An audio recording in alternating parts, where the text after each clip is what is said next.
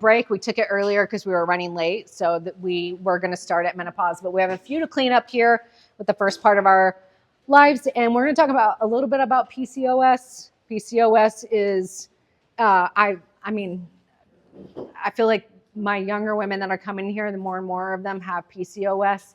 It is a hormonal and insulin issue. You can get to the root cause of PCOS without a ton of medications, because the medications that are provided is a handful, and medications, regardless of the positive intent behind them, wreak havoc on your gut. So I always go to, and everybody has their value system that they go from with their health, right? But I always go through, what can I do for my body to give it the best chance to heal as it was meant to be? Because our bodies are very capable of healing, but that takes time sometimes.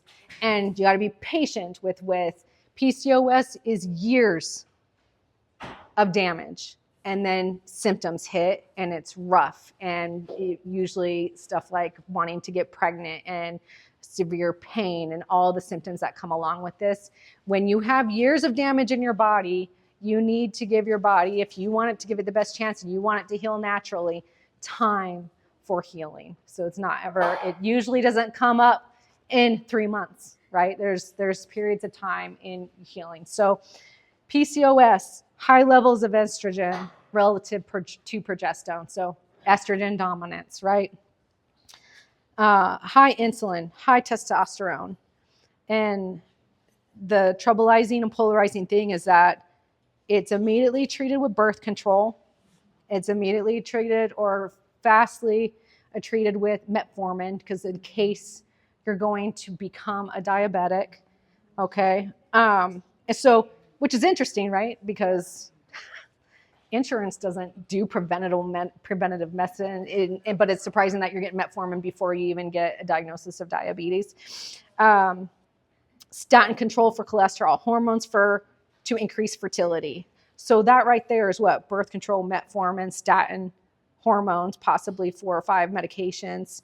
And so if you take 2 minutes to think about the aspects of your health, and you've heard over the years about the importance of gut health and toxin load. We live in the greatest toxin time of history. Our guts are paying the price, and this is why we have such an obesity epidemic part in the US. Okay, so if you think about that, and the traditional treatment plan is detrimental to both those areas. That treatment traditional plan is not conducive to your body being able to do what it needs to do to heal from this, and it absolutely can by getting that insulin in control and getting that gut healed. Because birth control alone destroys the gut.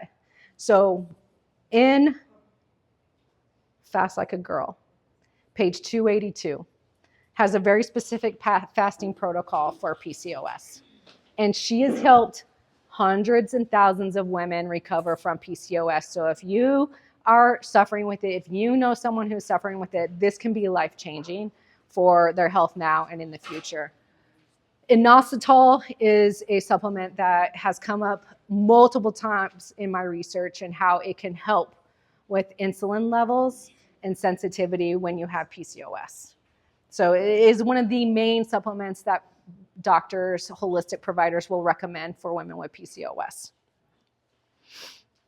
And of course, intermittent fasting and nutrition is very helpful with PCOS. So is there a test to diagnose that, or? There's not one straightforward test. From my understanding, you suffer a lot with different symptoms, and then they figure out that you have PCOS with pap smears and tests and all the symptoms that come with that. What does it stand for? Oh, sorry, polycystic ovarian syndrome. Polycystic ovarian syndrome. I apologize for that.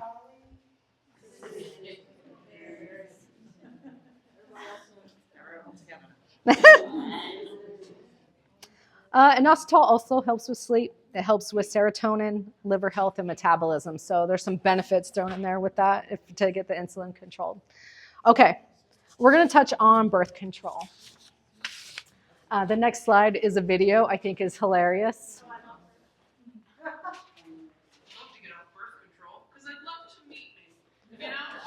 heard that when you get off birth control, you're just like, has anyone in here gotten off of birth control? You have right here? Oh, a lot of us. Okay. All right. How did that go for you? You broke up with your boyfriend 6 years. These are the stories I'm talking about. This is what I've heard about. You stop doing birth control and you don't. Your sense of smell changes. Oh my God. So wait, what did your ex-boyfriend smell like before you were on birth control? You were like, when I was on birth control, he smelled like my future, and when I got off, he smelled like the past. It's hilarious. She is very funny. So, first of all, I want to preface with, if you're on birth control, there's no judgment. I want to give good information for you, for your body, for you to be empowered to make a decision. If people decide to take birth control, that's the great about body autonomy, is like you get to choose what happens with yourself. Okay. So, but birth control is an endocrine disruptor, bottom line. So it does cause imbalance in our hormones because before I get into that, something to note is birth control was the first medication to be seen to be taken long-term. Before birth control, all medications were meant and intended to be taken on a temporary basis. And so when this came in to light, Pharma was like, oh my gosh, look what we can do. We can keep people on medication, okay? So first medication to be taken long-term, and it absolutely is an endocrine disruptor, and it changes the chemistry of our brains. It downregulates our ovarian function, so we don't ovulate, right? That's the whole purpose, so that there's no unplanned pregnancies. But Dr. Stacy Sims, who I've mentioned before, she says, and this is from her mouth, that a common type of birth control raises inflammation and oxidative stress. Oxidative stress leads to cell damage, okay, and tissue damage. And there's not enough research to know the impacts on women's adaptation to birth control. So when they tested it, all they want to know is, does it stop ovulation? Does it decrease unplanned pregnancies? We don't know enough of how it impacts a woman's body, especially when you're put on it at 12, 13, or 14 years old, and then taken long term. She also said that generalizations cannot be made when considering birth control. There are different strengths of progestin and estrogen birth controls, and overall they need to be considered in how they impact the woman's body, because we all have variables, we all have different lifestyles that we lead, and our hormone profiles are not the same. We are very different individuals with how our hormones are interacting depending on what our lifestyle choices are, what our body's been through, the stresses we've been through, the trauma we've been through, our mental health. It all impacts everything else. So it is not to be considered lightly. In 2024 research, they saw that with oral birth control use, there were changes in the amygdala. Okay, so this is on the research also showed that full-grown women can recover from that change. But young girls, they do not know how, when that amygdala is impacted by birth control, how it affects them before they're fully developed. In case you don't know, the amygdala is responsible for a number of processes in our brain. It's emotional responses such as fear, anxiety, and rage. It helps identify threats and trigger appropriate reactions such as fight or flight. It helps with emotional memory. It is social cognition, such as social interactions and the ability to infer the intentions of others by their language, gaze, and gestures. So it's a very important part of our brain. It plays into that, I have a gut feeling. It plays into that, okay? That's the amygdala. It links emotions to many other brain abilities, especially learning and the senses. In that research, they saw the impact of the amygdala was reversible, but not on developing girls. They're not sure. So my daughter, when she was having her period, she was maybe 13, 14 years old. I mentioned her before, she would crawl up fetal position and just cry and want to stay home from school. at first, I felt bad about this later, but at first I didn't believe her. I was like, you're just trying to get out of school, because I was blessed and fortunate not to have very symptomatic periods, and she did. But once I finally saw like how much this was impacting her, I took her to the doctor. This is before I know what I know now. And birth control was prescribed to her, and I didn't know any better. But I think back on it now, I'm like, they just birth control and no explanation. I even wondered about it at the time, but didn't say anything because of my full faith in the doctor in front of me. Now, fortunately, my daughter nor I, she was not a very good pill taker, so she didn't get on it and stay on it for long terms, but she's been on birth control after that. And it's just, it's to be considered, and knowing the impact of when we take our girls to the doctor and when they're giving them prescription birth control, the impact and what the trade-offs are. So one of my favorite things that Dr. Cameron mentioned in a talk was that there's always trade-offs. There's health trade-offs when you're doing healthy things. There's trade-offs when you're doing surgery. There's trade-offs when you're doing medication. Okay, so my thing is, as long as you know exactly what you're trading off, you can be informed and be able to make a perfect decision for what is best for you. And then there's the copper IUD, not yet. The copper IUD is controversial. It is something that was favored because there's no hormones in it and it doesn't increase in weight gain. So it's something that young women really liked. But you have copper in your cervix, so it can cause vaginal microbiome to change into more of a healthy bathroom. So like our gut has a microbiome, we have a vaginal microbiome that needs to stay healthy as well. It's just as important as our brain health and our gut health and our cardiovascular health. And they don't work. Man, I have to hear this story later.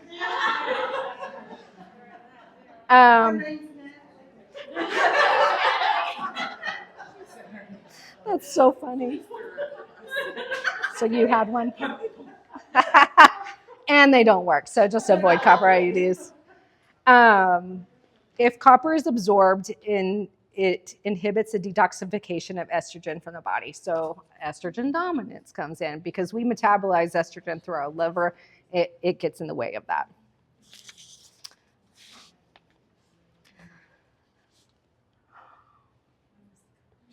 Okay, so clue. Fertility awareness method. There is a natural way to track periods. It's work. I'm not gonna lie. Like when you're young and I don't know, whatever young women do, it could be a lot of work. But tracking it, I had an instructor in school. She tracked her period with the fertility awareness method. She had there's a thing that you can hang on your wall that had beads. Okay, that's what she used. And it worked for her all her life until one day she had a construction worker in her house and he messed with the beads. She got pregnant. She got pregnant. Not by him. By her boyfriend. But if young women want to track naturally, it's very possible. We have awesome apps today. I use Clue. I love it. They are so easy to use. You just push buttons and it tells you when you're ovulating. And the ovulation period's 3 to maybe 6 days is the only time we can get pregnant. So tracking that, knowing our body temp, and to be honest, your body tells you with signs of like discharge, mucus discharge changes throughout your cycle and can very much tell you when you're ovulating, body temp, and then this. So there's a very nice, easy ways nowadays to track in a natural way if you were so to choose to do. Okay, now we're gonna go in, I think the next slide should say breaks, but we're gonna pass that and we're gonna go into menopause and perimenopause. Now, this is just as important of change in life. Remember the chatter, please. As puberty and pregnancy. So yes, 100%. Like it's celebrated when we get into womanhood, right? Oh, your flower, this and that, and you develop muscle tone, you develop breasts. It's an empowering time in a young girl's life, and then you get pregnant, and that's very celebratory, as it should be, right? There's change in the hormones there. You're developing a little human in your body. You're giving birth to your children. But then we get to perimenopause and menopause, and it's crickets.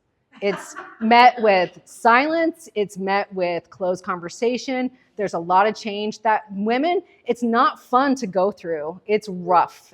The symptoms vary, and depending on those symptoms, it causes a lot of questions.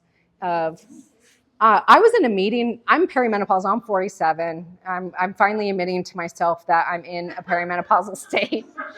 And we were at a work meeting, and all of a sudden this surge of rage just came into me. I was like, I'm going to rip someone's head off. And I was so, and after a minute, I'm like, what is happening? Like, I feel like the She-Hulk, like it just like, it comes out, and I'm going to bust out of my clothes and get rage on people. And I'm like, man, this is crazy. And then lo and behold, there's estrogen surges going through my body because it's trying to figure out what to do now. Okay, my body's trying to figure it out, and I'm like, okay, I love you. We can figure this out. I'm going to support you, type of thing. But it's referred to often as the change, and you start hearing all this negative crap about menopause, and it's just trash because this is the time in a woman's life where we're mostly independent of our children are independent of us. We are a lot of us are at the heightened apex of our careers or our life or whatever chosen path we have. We have freedom to focus on ourselves. It's you're at a point where you're like, you really don't give a crap about what other people think. I mean, and that plays a toll on a young woman's brain for too many years. And it's just like, it shouldn't be a area where you're like, oh, I don't want to say what I'm going through, whether it be atrophy, vaginal, painful sex, dry skin, rage, uncontrollable crying, and hot flashes. It's just, we need to have an open platform. It needs to be honest, and it needs to feel safe for the things that people go through in this time of life.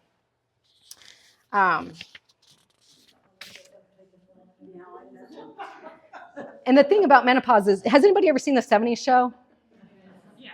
I get so irritated when Kitty goes through menopause and she turns into a pill popping wino. Like this whole last half of the season of the show is she's in her menopausal years, and they're always making jokes about how much wine she drinks and all the pills that she needs to take. And that's not what this season's about. Women go through change. It is another aspect of change, and it is just as important as anything else. So here's a quote. This guy wrote a book back in, 1960 something? Wow. And he says in this book, once the ovaries stop, the very essence of being a woman, a postmenopausal woman, comes as close as she can to being a man, but not a real man, but no longer a functioning woman. Is he still living? Go. Right. His book, Everything You Want to Know About Sex But Were Afraid to Ask, spent 55 weeks at the bestseller list. Now, this was back in the 60s. So that tells you the thinking of that time. Like, who are you, Mr. David Rubin? You're not even a woman. Who are you to say anything about us? Just wishing back to his next life as a female. Yeah. I mean, he honestly doesn't know jack crap about women. And so that goes to question about his book. Like, I don't think he knows that much about sex either. You know? Yeah. But this is, before you push play, this is a trailer. It's called The M Factor. It's premiered in October. A woman recognized that there's a need for communication, open communication platforms for menopause. So if you'd watch this, I love this trailer. And if you get the opportunity, I did watch it on YouTube, an hour of it. I found it, and it was very good. So if you'll play that trailer for me, please. Can that volume go up anymore? Can that volume go up anymore? It's coming out of your computer. Okay. I just wanted to double check. I got less than a month of training of menopause. Actually, the idea that menopause puts the woman in a disadvantage has nothing to do with biology and everything to do with culture. And then sorry, just a minute.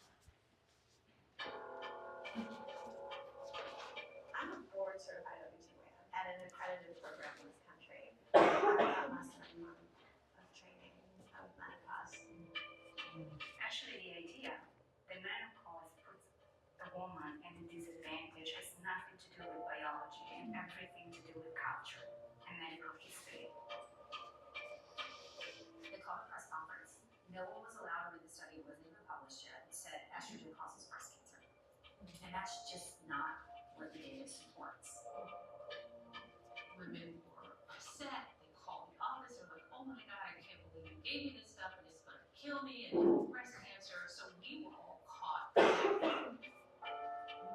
felt myself drawing into yourself and away from everyone. And so I lost a lot of the confidence in the one thing that I knew how to do. If I can't read the teleprompter, the words that are in front of me, I can't be a journalist. But you get like heart fluctuations, and I thought, okay, it's just that I'm having a panic attack. So they're not necessarily your useless psyche. Light sweats, insomnia, weight gain, urinary tract infections, urinary incontinence, joint aches, Depression, anxiety, dry skin, natural dryness, painful sex, brain fog, loss of libido. hot flushes are intended eyes.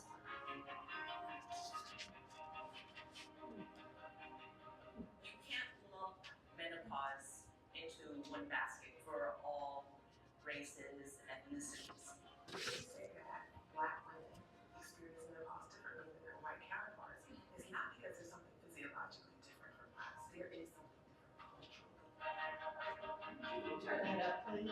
That's a type of We've done this before. We do this every month with periods. We do this with pregnancy. We do this with puberty. I guarantee you there's a Nobel Prize for the person that can figure this out. Women are not doing great. Society falls apart. Thank you. All right, if you had a hard time hearing that M factor, it's called the M factor. It's about menopause. Now, someone asked me if I was going to touch on bioidentical hormones, hormone replacement therapy. It is touched on in here. They are proponent for hormone replacement therapy. The thing about hormone replacement therapy, again, it is a very personal choice because a lot of women say that it saves them and helps them with keeping their identity, keeping their body chemistry at a lower level and manageable level. So it's something to be looked into. My thing is that if you're going to explore that and you go to a doctor, the doctor needs to know other things. Lifestyle, okay? Lifestyle plays a big impact. If you could fix lifestyle and it can help you with these issues that you would be having in this, would that not be a better way to go than having hormone replacement therapy for the next 40, 50 years? Bioidentical hormones are portrayed as being more identical to specific to you. I even went to an appointment for that not too long ago when I thought they were more natural. And they don't know much about you. They know your body composition. They want to know how much that hormone's going to release into your body at the amount that you need it to release to by how heavy you are or how much fat you have. So there is, again, not judgment on hormone replacement therapy, but there's holistic approaches and ways to get your body to do what it needs to do for the hormones that you are producing in menopause, because we don't stop producing estrogen and throughout the end of our life here to when we choose to go. So go ahead, next one. Statistics, we're running behind, great stuff, not that important. What we need to understand is what is happening in our body with menopause. So I just heard during break, someone went to talk to their doctor about get hormones and where they're at. And that doctor told her, because she's in her menopausal years, that she doesn't need to worry about hormones. Thank you very much, sir. Yes, we do. We still make freaking hormones in our body. We don't just shut down and turn to a withered leaf and wait to be blown away into a grave. That's just crap. So menopause, estrogen, but we don't produce as much estrogen because we don't need to prepare our bodies to carry a baby anymore. So estrogen is produced other ways. It's produced by our adrenal glands. It's produced mainly by fat tissue and when that's broken down. So estrogen is produced in our bodies, and we need to take care of our adrenal system to make sure that that happens. And what's the problem? Stress and high cortisol life that we lived in this day and time, and that is gonna wipe out our ways and our pathways in making estrogen. So this is where it becomes even more important to do self-care and focus on yourself to ensure that you have ways to be able to balance that throughout the end of life. I mean, we don't just turn into some like asexual being that we don't have like estrogen flowing through our bodies. One of the biggest things in the research that we're going to touch on is Russian girl syndrome, DHEA production, and fat storage versus fat burning. DHEA. I forgot to write it down. I cannot remember, but it is a steroid molecule. We're going to talk about it that freely flows in our body. Russian girl syndrome, that cortisol, the stress. This is the majority of where we live. We pack our schedules too tight. We have obligations. It's a thing. And there's things that you need to do to set time aside to make sure that you are out of this syndrome, the Russian girl syndrome. And a lot of that is scheduling downtime. Mindy, in her book, The Menopause Reset, she talks about how she has to schedule. She's very busy, of course. She's a very renowned doctor. Scheduling downtime for you, guilt-free, doing whatever you want, whether it be watching a Netflix show, getting a pedicure, taking a walk all by yourself, walking with your husband. Don't ask. I will tell my husband, I'm like, you need to go occupy yourself because I need some time alone. Like, this is how I re-energize, and he's all for it. He's like, oh, great, I'll go upstairs in my man cave because he has one. It's very important to adopt a workout schedule and, of course, have daily doses of oxytocin. I got a couple hugs at break, thank you. So now I'm full of oxytocin. So DHEA is a precursor for making estrogen and androgens. It does decrease significantly as we get older, but we can make sure that our body's able to use that into making our hormones. Let me see. Let me get to the right place here. It is the most abundant circulating steroid in the body, and it's a precursor for those sex hormones. The problem is that as we age, it decreases in circulation.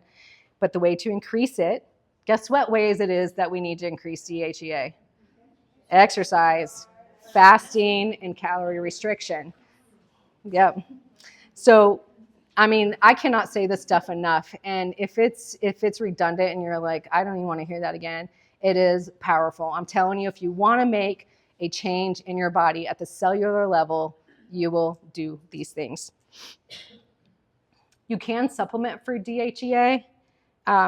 In women, you need to take lower doses because if you take too high, you start getting male, like abnormal growth and whatnot, 10 to 30 milligrams a day. Too much will bring acne, oily skin, and hair growth into it. So DHEA can be supplemented, but again, go on the holistic approach. Now, this is very wordy, and I let it be wordy for a reason, is because look at what intermittent fasting does in our menopausal years. I mean, this is, if someone gave you something like a serum and said that it can do all of this, would you not just take that dang thing every single day? Intermittent fasting is very powerful. It's cost effective because it's free, and it's risk free, and it has all the benefits of your body. So, versus insulin resistance, improve memory because you can repair that neural tissue, lose weight, protect you from neurodegenerative, prevent cancers, arthritis, reverse. The thing about this is that I was talking to a young woman and she tried intermittent fasting for a year and she quit because she didn't lose any weight. I want to lose weight. I lift weights. I lift heavy. I eat well. I do the things, and I still need to lose 15 pounds. It might be the last thing that leaves. We have to be patient with our body's transitions and allowing it to, one, acclimate. We have estrogen dips, and then after menopause, our estrogen will rise a little bit because it's learning to do estrogen other ways. But we have to be patient with and know that with this intermittent fasting, when working out, when getting vitamin D, you are cellularly changing the composition of your body, okay? And that will eventually manifest outside. I have no doubt that this weight's gonna come off eventually. I do need to start doing more sprint training, which we'll talk about, so maybe that's my missing component. But Dr. Yoshinori Osuma is the one that started making advanced changes in intermittent fasting. He won the Nobel Prize in 2015 in medicine and physiology for discovery of autophagy. So in the absence of food, our cells regenerate. All the things I've been saying over and over again. And the cells go into a massive repair phase. So this is menopausal ways, 3 different options that you have to fast. Now this here, I was telling someone at break, this here is in her book, The Menopause Reset. It is much simpler than I think Fast Like a Girl was for menopause. She still provides very good information for older women in Fast Like a Girl, but The Menopause Reset is a much smaller book. It's very straightforward, and it gives you these variations of how to fast. So the 5-1-1 variation, 5 days a week of intermittent fasting, 13 to 15 hours, 1 day a week. You do longer fasting workouts, longer fasting working toward 24-hour dinner to dinner fast, 1 day with no fast. So that's probably where someone would want to start, working toward a 24-hour dinner to dinner fast. Okay, that doesn't have to be in the beginning. 4-2-1 variation, people who want to drop more weight, 4 days a week, they fast for 13 to 15 hours. 2 days a week, they extend to 24 hours, and then dinner to dinner 1 week, no fast. Do within the circadian rhythm. Yes, ma'am. Is this good for postmenopause also? Yeah. Yeah. I have to understand that postmenopause. I feel like we're in menopause till we die. Yes, ma'am. I apologize if you already covered this, but would this also work with a menstruating woman or no? It would, but the chart that we covered earlier, that's much better for menstruating women, much better. You're welcome. And 3-3-1 variation is best for people who need severe healing because they're in crisis and they're massively weight loss resistant. So you're obese and the insulin levels are high, and you're fighting even more uphill battle. So 3 days a week autophagy fasting for about 17 hours. Okay, and then 3 days a week dinner to dinner fast, and 1 day a week is a 36-hour fast.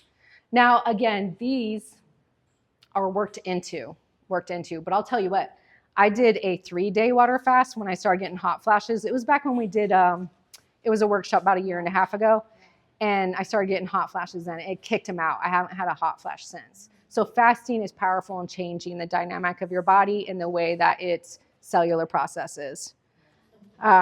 So, I mean, that was great. I love that. But ease into it. Give yourself time. It's important to stick to changes that you're making for a healthier you. It might not show huge impact in the next 3 or 6 months, but the longer you do it, the smarter you're going to be with how to operate these fasting protocols with your schedule. And be gracious. We have the holidays, right? Who is not going to have some pumpkin pie or something like that? That's okay. That's okay. That 1 day is not going to mess anything up. All right. Here's something that's really important for menopausal women, and that's exercise. Resistance training is a must, whatever that looks like, okay? I lift heavy, but resistance training, you have to have lean muscle as you get older for longevity and for health. Lean muscle is key to growing older and being healthy. Lean muscle which is your skeletal muscle. So heavy lifting should be the bedrock of exercise as we age. We want to get to 80% of our max. Now, the good thing is you never have to go there. You don't have to try and get, personal best. 80% of max is, say you're doing a curl and you do 8 reps at 20 pounds.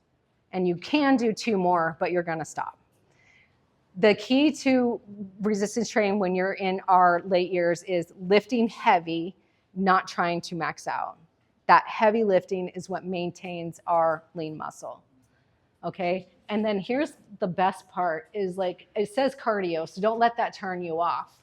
I'm happy because only 2 to 3 days a week. I chose sprint training. This could be to like the bike, the elliptical, super fast walking, whatever your level is, because your max is going to be different compared to me versus you and Andy versus me. But you run 30 seconds, say you're sprinting, you're going to run 30 seconds all out, just like you're going to kill yourself. It's 110%. It's all out. And then you stop and you take a full recovery till you're not breathless anymore. So that could be 2 to 3 minutes. And that's over 20 to 30 minutes. I think that's great. Then I don't have to push myself being breathless. What's the difference between that and You're constantly in the zone 2. Yeah, it's constantly in zone 2. Your heart rate never lowers, and you keep it up. You raise it for 30 seconds, and you complete recover, and that's going to help your recovery, and it helps with your neural system. Now, in your 50s and 60s, jump training 10 minutes 3 times a week. Anybody know what a rebounder is? Yeah, they're amazing. This is so good for bone density, 110%. So good. Because we don't age like men. Men age like this. Women age like this. Okay? So we plummet. And so, huh? We're over the 50s and 60s. 70s, 80s, 90s, 100s. Oh, okay.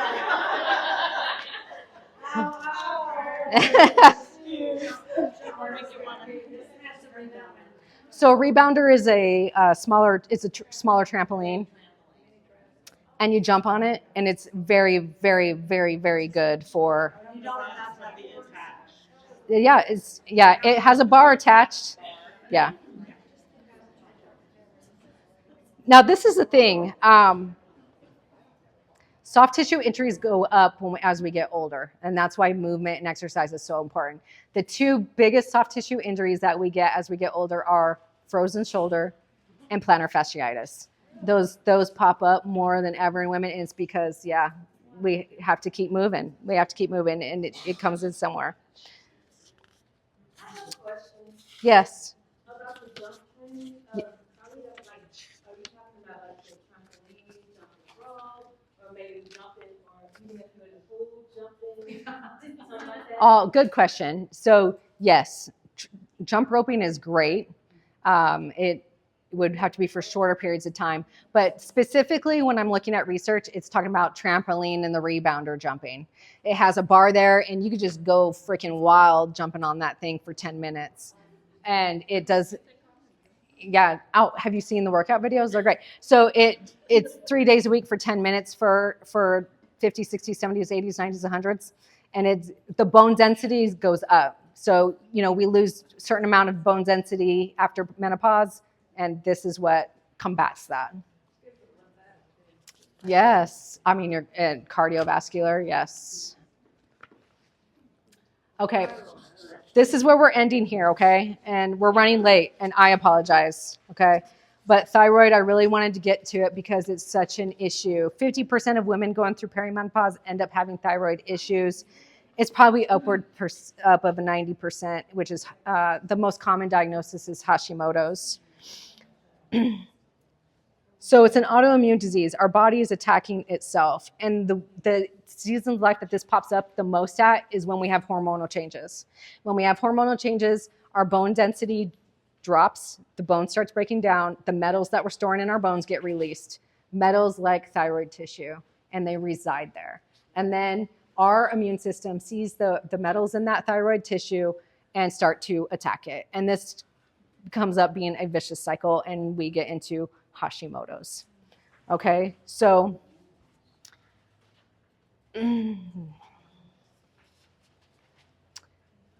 the effects of low thyroid is cold sensitivity, dry skin, fatigue, weight gain. Also, mercury fillings can cause problems with that, and that also settles in the thyroid tissue. Now, conventional medicine, the point I want to make here is that conventional medicine looks at our T4. It does a test on TSH. It says either, oh, you have a normal TSH, but you're still dealing with the crappy symptoms of thyroid issues. You know you have something going on, but it's not getting to the bottom of it. And Stacy Sims says it herself. She says that testing thyroid at those levels and those tests is archaic. We need to get more specific in our testing. So here's the test that if you need to get tested and see exactly where you're at to test, and it's going to be reverse T3, okay? Let me find my notes. Reverse T3, and the 2 antibodies, TPO and TG. If reverse T3 is abnormal, the thyroid is not functioning, and you could hone in on that. Just giving T4 will not help the thyroid to function. Typically, we need to have a T3, T4 combination, Okay, so TPO is a protein in the blood that indicates the presence of an immune response. So reverse T3, thyroid's not functioning. TPO, there's an immune response that's happening. TG levels increase with people with thyroid-related autoimmune conditions, so they can get specific with it. Because just throwing T4 to people that have abnormal TSH levels is not necessarily going to help them unless you get to the root cause and really diagnose with Hashimoto's.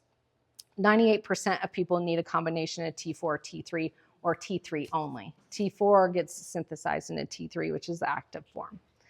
Now, here's the major issues. The liver, the gut, the thyroid gland, and peripheral tissue break down thyroid hormones and convert them to T4, T3. So if you have a bad gut, you're not synthesizing your hormones for your thyroid the way you should be, okay? Your gut needs to be healed. And what is the only way you can heal your gut is through lifestyle changes. And again, so many things can ruin it. It's going to take time to get that to go into a more positive direction. Fermented foods, fasting, probiotics, greens, and clean eating will heal the gut as well as exercising. Here's an interesting fact, and we're going to close this out. Let's see.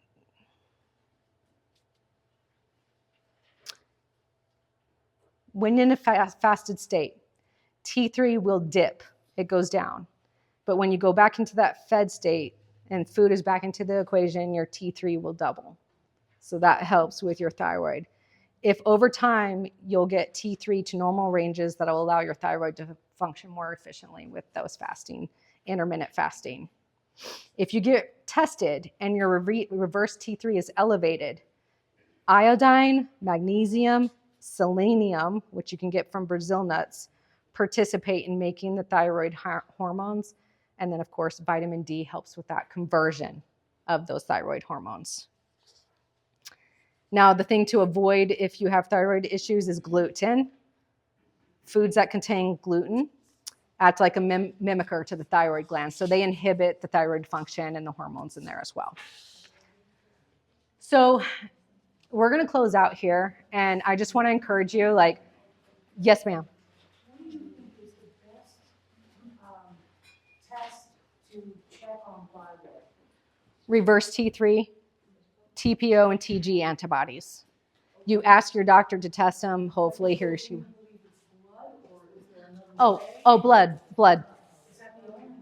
It's the best way. Okay, then I think that's the best way. Yes. No, when you said fasting, I heard different things of you can have and what you can't have. So when you're fasting, do you only drink water? Like, what can you have? Okay. So when you're fasting, and she goes into it in this book, hopefully most of you are readers. When you're fasting, yes, you can drink water. There's a lot of different types of fasting. But if you're fasting for health, you can drink water. There are foods you can eat if you feel like you're dying while you're fasting. They're called fat bombs. It's pure good fat because it doesn't increase your blood sugar levels. But you do want to get to the point where you don't need to do that. Does that make sense? And there's a really good turmeric tea she has in that recipe book that people are raving about, and that was good. Yes? I think I missed it, but what were the non-negotiable supplements? Creatine, vitamin D3, and protein. Yeah. Also, regards to protein, because I mentioned it earlier, unless you are trying to be an Olympic athlete and gain a lot of muscle, you don't need to take in 100 to 120 milligrams of protein, which I have a video on our website, our YouTube, saying we should, and this was not too long ago. But the more I've learned about women and our bodies, we really need more like 90 milligrams a day. And I'll tell you that when you're fasting, oh, I'm sorry, grams. Thank you. Grams, yes. When you're fasting and you're breaking the fast, which you'll learn in the book, but the best thing to do to make it simple is eat your fiber, eat your protein, and then eat your carb if you're in the hormone feasting area, okay? And for people who are in menopause, you follow the same guidelines for food. You still want to eat your good carbs, protein, and fiber in your food. Now, next steps, I'm going to close this out. We have our next class is about stress. It's December 14th. Dr. Callahan is doing it. Make sure you sign up for that. and for the guests in here, if you are not seeing a chiropractic, sign up to see it. And this is why none of this matters. Forget everything that you just spent over 2 hours now, because we're over, about what I discussed, because your central nervous system is the master system, hypothalamus, right? Your brain to your body connection. And if you have an abnormally curved spine, or you have subluxations, which is misalignment, you need to have an aligned spine for a good functioning nervous system so that it can do its job for our bodies the way we need to. If you're not seeing a chiropractor, find one. If you want to see us, see MJ. Today, you can make an appointment, including x-rays, looking at your body, and it's completely complimentary if you want to make that appointment today to come see us. Listen, I ran over. I really appreciate you guys. It was really good to have you here. And yes. Can I do a quick ad? I'm so sorry, I have to plug this in here. This is one of the things we are the absolute most passionate about in the entire clinic, is spreading this information. And if you learned something today, it means there's people in your life that don't know this. And we don't know who you know. If you have a women's group, if you have a Bible study that meets regularly, there is nothing we would love more. If you want to speak our love language, let us share this with more people. Get with any team member, and we can get you in touch with Dr. Sarah. Where 2 or more gather,